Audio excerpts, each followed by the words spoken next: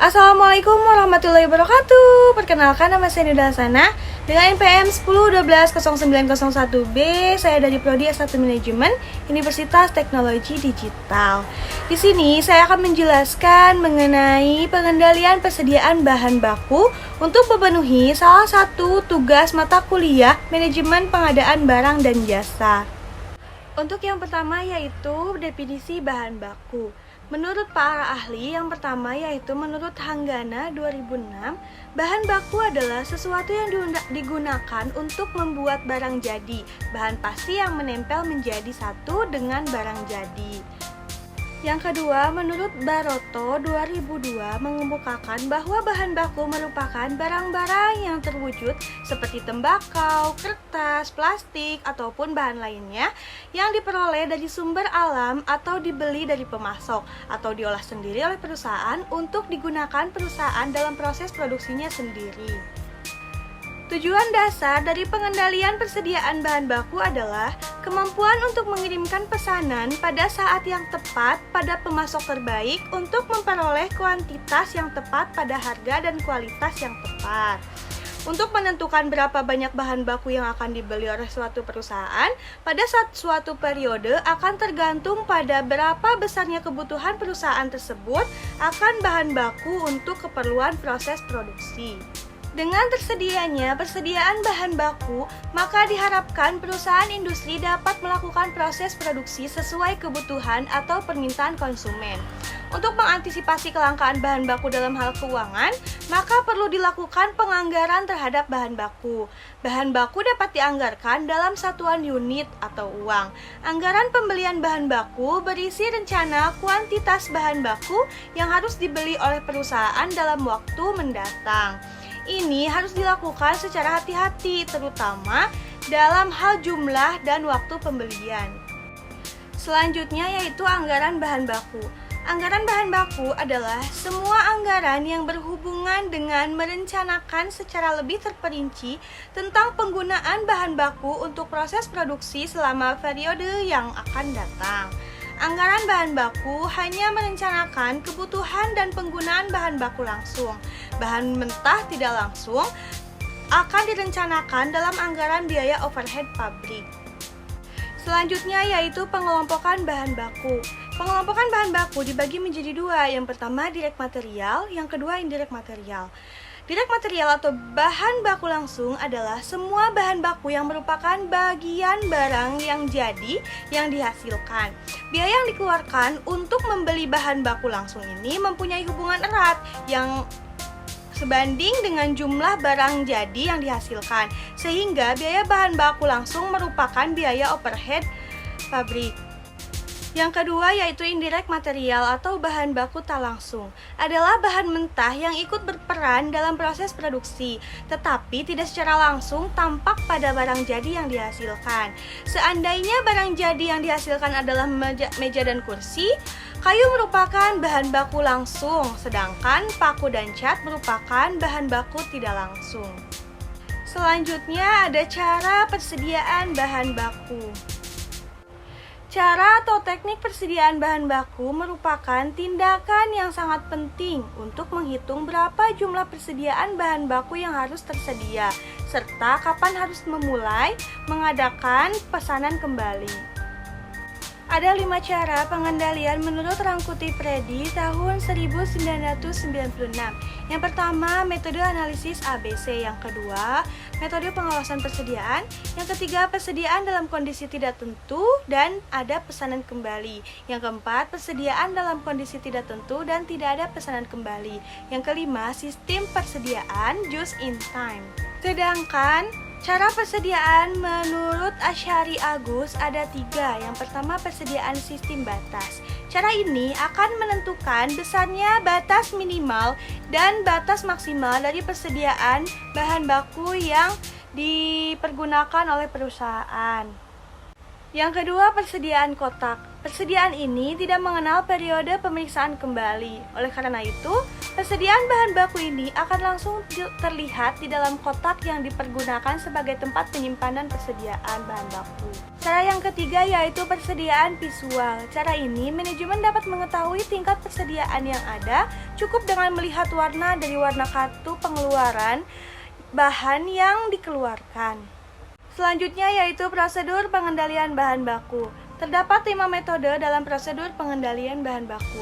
Yang pertama yaitu metode order cycling, yaitu metode yang mereview bahan baku secara periodik, misalnya setiap 30 hari sekali.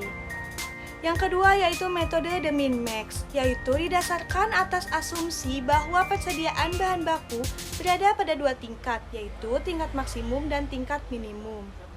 Yang ketiga yaitu metode tool bin, yaitu bahan baku dipisahkan menjadi 2 bagian yang disimpan dalam ruangan yang terpisah. Yang keempat yaitu metode automatic order system, yaitu secara otomatis akan melakukan pemesanan bahan baku jika persediaan mencapai jumlah tingkat pemesanan kembali. Yang kelima yaitu metode ABC plan, yaitu digunakan jika perusahaan mempunyai persediaan bahan baku dalam jumlah besar dengan nilai yang berbeda-beda. Materi yang kedua yaitu penentuan harga pokok bahan baku. Karena dalam satu periode akuntansi sering kali fluktuasi harga, maka harga beli bahan baku juga berbeda dari pembelian yang satu dengan pembelian yang lain. Oleh karena itu, persediaan bahan baku yang ada di gudang mempunyai harga pokok persatuan yang berbeda-beda meskipun jenisnya sama. Hal ini menimbulkan masalah dalam penentuan harga pokok bahan baku yang dipakai dalam produksi. Tujuan harga pokok bahan baku. Beberapa tujuan perhitungan harga pokok bahan baku yaitu ada 5. Yang pertama, untuk menentukan harga penjualan.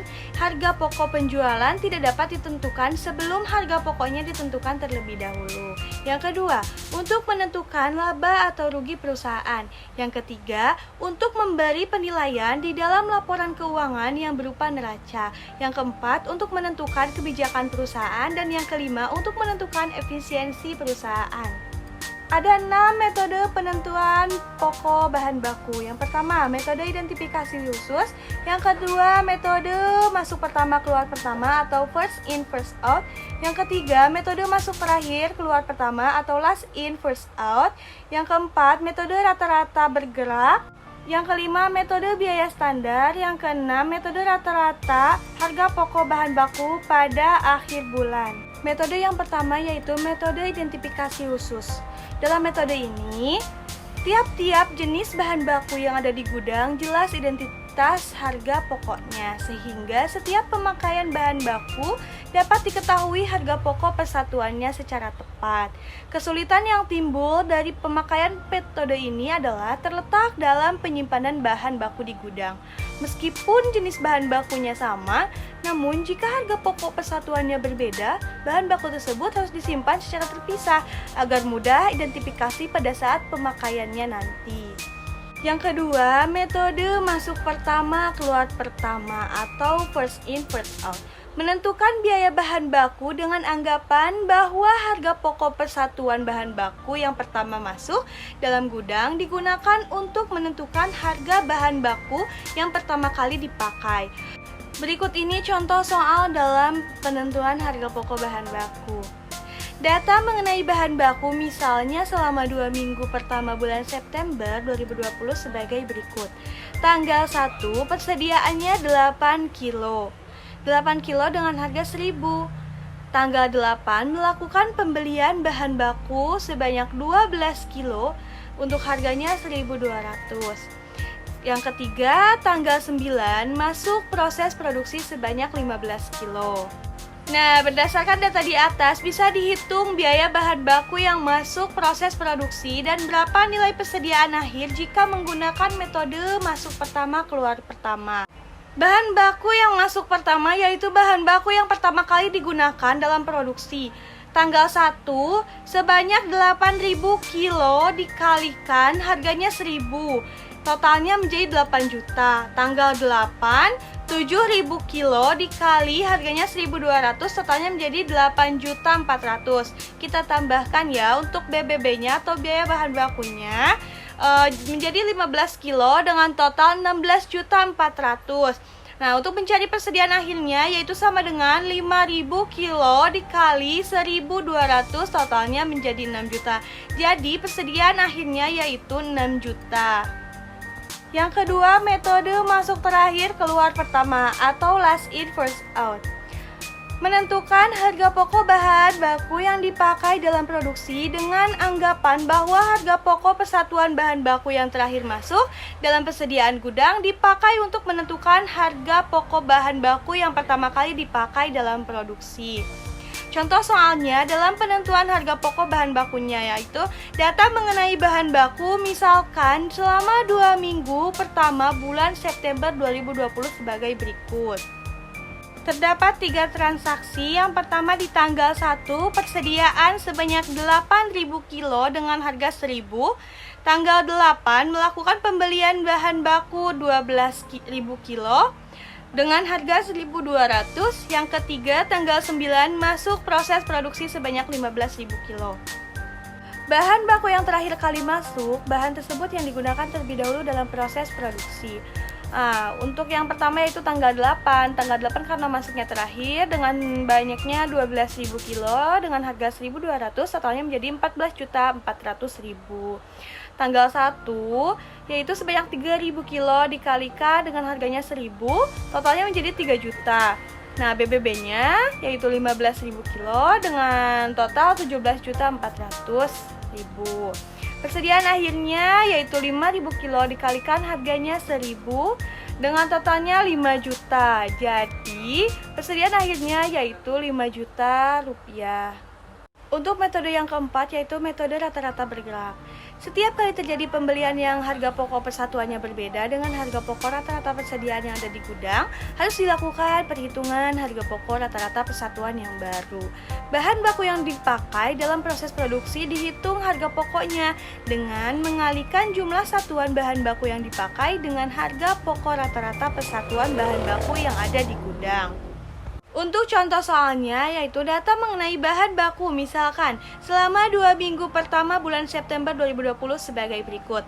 Tanggal 1 persediaannya sebanyak 8.000 kilo dengan harga 1.000. Tanggal 8 melakukan pembelian bahan baku sebanyak 12.000 kilo dengan harga 1.200. Tanggal 9 masuk proses produksi sebanyak 15.000 kilo. Biaya bahan baku yang dipakai dalam proses produksi yaitu hasil kali kuantitas bahan baku yang dipakai dan harga rata-rata persatuan. Nah, tanggal 1 dengan jumlah 8.000 kilo dikalikan harganya 1.000, totalnya menjadi 8 juta. Tanggal 8, 12.000 kilo dikalikan dengan harganya 1.200, totalnya menjadi 14 juta. Nah, total persediaannya yaitu menjadi 20.000 kilo dengan total harganya 22.400.000. Harga rata-ratanya kita bagikan 22.400.000 dibagi 20.000 kilo sama dengan harganya 1.120. BBB-nya yaitu 15.000 kilo dikalikan dengan harganya 1.120, totalnya menjadi 16.800.000. Sehingga ditemukan persediaan akhirnya yaitu 5.000 kilo dikalikan dengan 1.120, totalnya menjadi 5.600.000. Jadi persediaan akhirnya yaitu 5.600.000. Metode yang kelima yaitu metode biaya standar. Metode ini bahan baku yang dibeli dicatat dalam kartu persediaan sebesar harga standar atau standard price, yaitu harga taksiran yang mencerminkan harga yang diharapkan akan terjadi di masa yang akan datang. Harga standar merupakan harga yang diperkirakan untuk tahun tertentu. Untuk metode yang terakhir atau metode yang keenam yaitu metode rata-rata harga pokok bahan baku pada akhir bulan. Metode ini pada akhir bulan dilakukan perhitungan harga pokok rata-rata persatuan tiap jenis persediaan bahan baku yang ada di gudang. Harga pokok rata-rata persatuan ini kemudian digunakan untuk menghitung harga pokok bahan baku yang dipakai dalam produksi bulan berikutnya. Nah, materi yang ketiga yaitu pentingnya persediaan bahan baku. Persediaan bahan baku di dalam perusahaan adalah hal yang sangat wajar untuk dikendalikan dengan baik. Setiap perusahaan yang menghasilkan produk, perusahaan yang menyelenggarakan proses produksi, akan memerlukan persediaan bahan baku. Dalam penyelenggaraan persediaan bahan baku, akan diusahakan agar bahan baku yang ada di dalam perusahaan akan dapat mempunyai biaya persediaan yang serendah mungkin. Pentingnya persediaan bahan baku ada 3. Yang pertama, bahan baku yang akan dipergunakan untuk pelaksanaan proses produksi dari perusahaan tidak akan dapat dibeli atau didatangkan secara satu persatu dalam jumlah unit yang diperlukan. Yang kedua, bahan baku yang diperlukan tidak ada di dalam perusahaan atau tidak mempunyai persediaan bahan baku, sedangkan bahan baku yang dipesan atau didatangkan ke dalam perusahaan belum datang, maka pelaksanaan kegiatan proses produksi akan tergantung karenanya. Yang ketiga, untuk menghindarkan diri dari keadaan kekurangan bahan baku tersebut, manajemen perusahaan dapat saja memutuskan untuk menyelenggarakan persediaan bahan baku di dalam jumlah unit yang cukup banyak. Sehingga dapat disimpulkan bahwa penyelenggaraan kegiatan operasi dari perusahaan pada umumnya tidaklah mungkin terlaksana apabila perusahaan yang bersangkutan tidak mempunyai persediaan bahan baku. Ada 5 kerugian penyelenggaraan persediaan bahan baku yang terlalu banyak. Yang pertama, biaya penyimpanan atau pergudangan yang akan menjadi tanggungan perusahaan semakin besar. Yang kedua, penyelenggaraan persediaan bahan baku yang terlalu besar akan berarti harus mempersiapkan dana yang cukup besar pula untuk mengadakan pembelian bahan. Yang ketiga, tingginya biaya penyimpanan yang ada di dalam perusahaan serta investasi di dalam persediaan bahan baku dari perusahaan akan mengakibatkan berkurangnya dana untuk pembiayaan dan investasi dalam bidang-bidang lain. Yang keempat, apabila persediaan bahan baku yang disimpan di dalam perusahaan yang bersangkutan mengalami kerugian sehingga tidak dapat dipergunakan, maka kerugian perusahaan akan menjadi semakin besar dan semakin besarnya jumlah unit bahan baku yang disimpan dalam perusahaan. Yang kelima, apabila perusahaan mempunyai persediaan bahan baku yang sangat besar, maka terjadi penurunan harga pasar akan merupakan suatu kerugian yang tidak sedikit di dalam perusahaan. Kelemahan penyelenggaraan persediaan bahan baku dalam jumlah yang sedikit atau kecil. Yang pertama yaitu persediaan bahan baku dalam jumlah yang kecil kadang-kadang tidak dapat memenuhi kebutuhan perusahaan untuk pelaksanaan proses produksi. Yang kedua, apabila perusahaan seringkali kehabisan bahan baku untuk pelaksanaan proses produksinya, maka pelaksanaan proses produksi dalam perusahaan tidak dapat berjalan lancar. Yang ketiga, persediaan bahan baku dalam perusahaan rata-rata jumlah unitnya relatif kecil akan mengakibatkan frekuensi pembelian bahan baku akan menjadi semakin besar. Dengan melihat beberapa kelemahan di atas, maka kiranya cukup jelas bahwa semua jenis bahan baku dipergunakan untuk pelaksanaan proses produksi. Dalam perusahaan haruslah diselenggarakan persediaan sehingga proses produksi tidak akan terganggu karena kehabisan bahan baku. Demikian yang dapat saya sampaikan. Terima kasih sudah menonton. Jangan lupa di komen dan like ya guys. Share link juga ya. Terima kasih. Wassalamualaikum warahmatullahi wabarakatuh.